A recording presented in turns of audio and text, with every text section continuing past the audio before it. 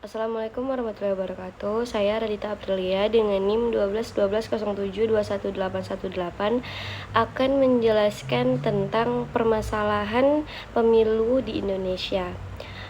Permasalahan pemilu yang terjadi dalam Indonesia yang pertama yaitu adalah money politik. Money politik dalam bahasa Indonesia adalah suap.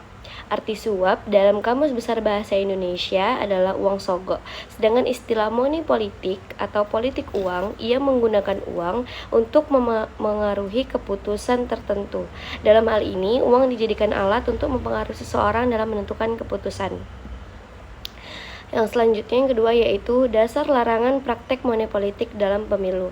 Di dalam Undang-Undang Nomor 3 Tahun 1999, Pasal 73 Ayat 3 tentang pemilihan umum berbunyi, barang siapa yang pada waktu diselenggarakannya pemilihan umum menurut undang-undang ini dengan memberi atau janji menyuap seseorang, baik upaya orang itu dalam menjalankan haknya untuk memilih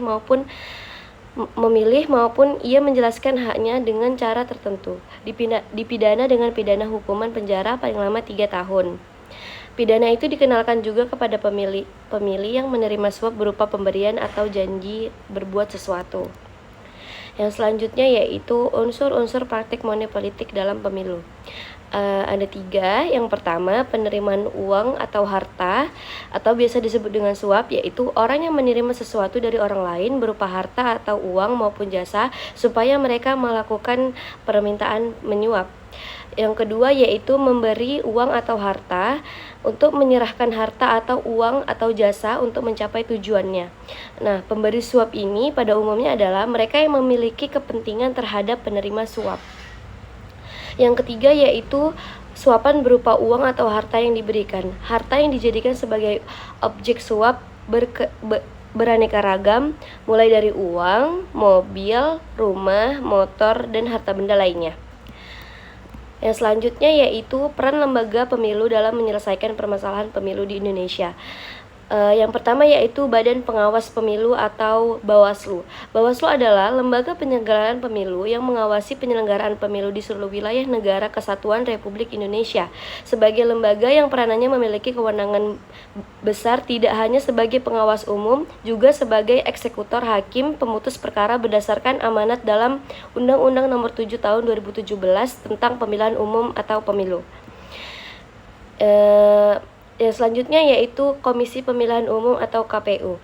Tugas KPU, ada beberapa tugas KPU. Yang pertama yaitu menyusun dan menerapkan peraturan pemilu. Yang kedua yaitu mengelola logistik pemilu termasuk pengadaan dan distribusi surat suara. Yang ketiga yaitu mengawasi pelaksanaan kampanye dan dana kampanye. Yang selanjutnya yaitu wewenang KPU. Wewenang KPU yang pertama yaitu mengatur dan mengendalikan tahapan penyelenggaraan pemilu di tingkat provinsi dan kabupaten atau kota. Yang selanjutnya yaitu menerima laporan dari masyarakat terkait pelaksanaan pemilu atau memutuskan sengketa hasil pemilu tingkatannya. Yang selanjutnya yaitu penyelesaian permasalahan pemilu di Indonesia. Mengutip Undang-Undang Republik Indonesia 1945 Pasal 24C Ayat 1 menyebutkan bahwa MK berwenang mengadili pada tingkat pertama dan akhir yang putusannya bersifat final untuk menguji undang-undang terhadap undang-undang dasar. Memutus sengketa kewenangan lembaga negara yang kewenangannya diberikan oleh Undang-Undang Dasar, memutus perubahan partai politik dan memutus perselisihan tentang hasil pemilu. Yang selanjutnya yaitu sengketa pemilu yang ada di Indonesia terbagi menjadi 2, yaitu sengketa dalam proses pemilu yang khusus terjadi antara peserta pemilu atau antar kandidat yang selama ini ditangani panitia pengawas pemilu, serta yang kedua sengketa atau perselisihan hasil pemilu sesuai dengan ketentuan Undang-Undang Dasar 1945, Undang-Undang Pemilu, dan Undang-Undang MK untuk wewenang menyelesaikan perselisihan hasil pemilu berada di tangan MK. Terima kasih. Wassalamualaikum warahmatullahi wabarakatuh.